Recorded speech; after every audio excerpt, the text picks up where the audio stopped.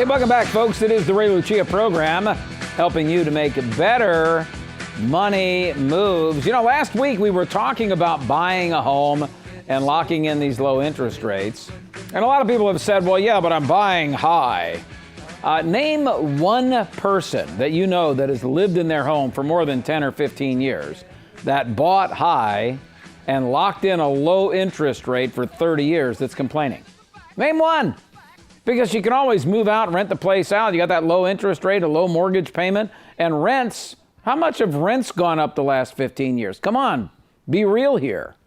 And that's one of the reasons why Steve Aledort is joining me on the program, as he does every single week, to help you to make one of the best money moves you can ever make, and that is buying a home for yourself, first-time home buyer, helping your kids or grandkids get a home. Now's probably a really, really good time to do it. You know, Steve, if for some miracle Mr. Trump can get tax policy through, my suspicion is real estate's going to continue to go up because we've got a supply-demand problem here. We've got way more demand than we have supply. We absolutely do. And if it stays like this or even evens out, I at this point don't see any major crash as far as market value. I mean, maybe we'll see it stabilizing.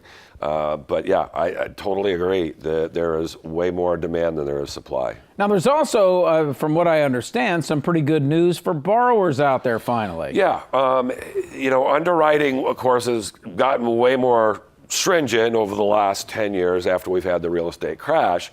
And there are some things that are starting to loosen up a little bit that are going to help people get into homes or help them refinance. Basically, when we're doing a conventional loan, and a conventional loan is going to probably consist of about anywhere from 70 to 80% of all the mortgage loans done in the United States. A conventional loan is done either through Fannie Mae or Freddie Mac, two specific entities. Both of them have underwriting engines that when we take a borrower's information, collect everything, put it down on the application, input it in the system, we will run it through the system for it to then give us an approval. And then we have to basically take what that system tells us we need to get as backup info to finally close the loan. So with both Fannie Mae and Freddie Mac, a lot of the underwriting conditions are the same, but there are some variables as to where sometimes we'll go through Freddie Mac or Fannie Mae based on those variables to help a borrower get a loan. Can you explain what the difference is between Freddie Mac and Fannie Mae? They're just two different entities that... non-governmental. I think they were not governmental. I think they're being controlled by the government at this particular point. Because they were taken over a few years back. Correct. But those are the sources where money is lent for mortgage loans. Now, with income qualifying, last week we talked about acronyms. One of the ones we didn't get to was DTI, or debt to income ratio.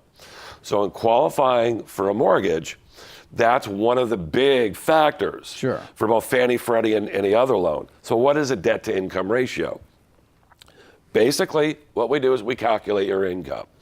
So if you're a W-2 employee, we're able to use your gross income, not your take-home income.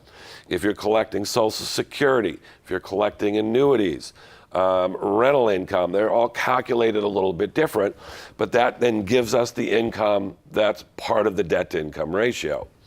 The debt portion is going to be your current house payment, new house payment if you're doing a purchase, and that's inclusive of mortgage payment, first or second or equity line, property taxes, insurance, any HOA, and then any credit debt that you have, credit cards, installment loans, solar loans, if you're paying child support, that's a specific debt. What we do is we take that debt, divide it by the gross income, and that gives us our debt to income ratio. Now, with Fannie and Freddie, Fannie, for a long period of time, has kind of maxed out their debt income ratio in most scenarios to 45%. So if we had a client whose debt to income ratio was a little bit higher, if they had a strong enough profile, we would go through Freddie Mac because there was a higher chance that Freddie Mac would give us that approval above the 45%. Isn't that risky though? Because didn't we run into this problem once before? But it really wasn't the fact that it was the debt to income ratio. It was the fact that a lot of people were qualifying stated income, where their stated income was way more than what they were actually making. So it was a debt to stated income ratio. Correct, and which was significantly higher than that 45 or 50%. Well, Fannie Mae has just released where we're going to be able to use them as well as a secondary option to potentially get those borrowers with a decent credit profile approved with a 50% debt to income ratio. So if I make $100,000, what you're saying is I could have recurring debts, including my mortgage payment, property taxes, insurance, and car payments, and all that stuff, of $50,000 and still be able to qualify for a juicy low interest rate loan. Potentially. It all depends on the scenario and where you're buying and if it's a primary residence or an investment property. Okay, so and we're talking about primary residence here. An investment property, do they still let you go to 50% or not? With a low loan to value, strong credit scores, I've seen the 50% with Freddie Mac. So that's a possibility. It's definitely a little bit more difficult to get. And with Fannie Mae, with conforming loans, if we didn't need to bring any cash in over the last 5, 6, 7 years, I really have never needed to collect asset documentation because they don't ask for it. Unless we need that money to close, then I got to show the assets. But now it's going to be more important for your lender to get your asset documentation, even if you're doing a cash out refi. I've got a borrower right now where I'm only getting a 45 approval. I can only go Fannie Mae, by the way, on this loan at 45%. But if I can find that they've got $50,000 in assets, once I plug that in, it takes the approval from 45 to 50%.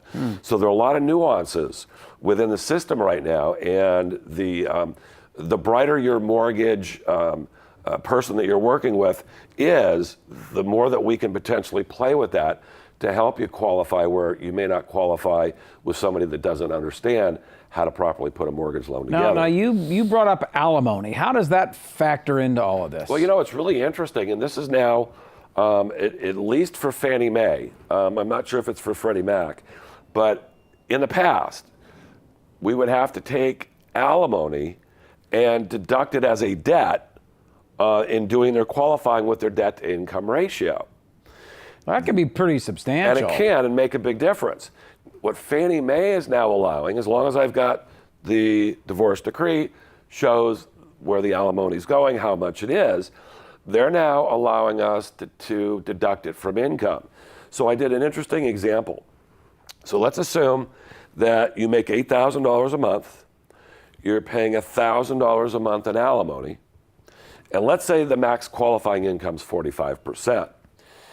So in the past, let's say that we had to deduct that alimony to find out what your max total house payment could be. $8,000 at 45% tells me that $3,600 is the total debt we can have, new house payment and credit debt. Now let's say your only debt is that $1,000 in alimony. That then means that the total max house payment that you can qualify for is $2,600. That would figure out to, depending upon what area you're in, property taxes, $300,000, $400,000, $500,000. Right. Now, deducting the alimony from the income, $8,000 minus the alimony at $1,000 gives us $7,000. Right.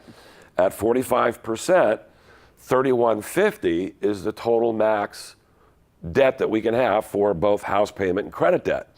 But we don't have credit debt. We've already taken the alimony off of the income. So you're looking at almost a $500 to $600 buying power increase. It's another $100,000 with them changing this new guideline, which is absolutely phenomenal. So anyone that's gone through a divorce that's paying alimony, I assume child support's part of that or not? Well, no, child support is still going to be deducted as a debt, but alimony is taken from income. They need to contact Steve Aledort, our loan financial planner. 888-563-1070. Some really good news out there if you want to buy a home. And I can't emphasize this enough. If you're thinking about buying now, buying a retirement home to move into someday, or helping your kids or grandkids get into something, Interest rates, real quick, where are we? Interest rates are still low 4s, high 3s. 7-year, it could be in the mid 3s. So the rates are still incredible. He'll do you right. LoanFinancialPlanner.com for Steve Aledort, my pal, for many, many years. Brings us really the best in mortgage information. 888-563-1070. 888-563-1070. Thank you, Steve. Always a pleasure. We shall return with some emails. Don't go away.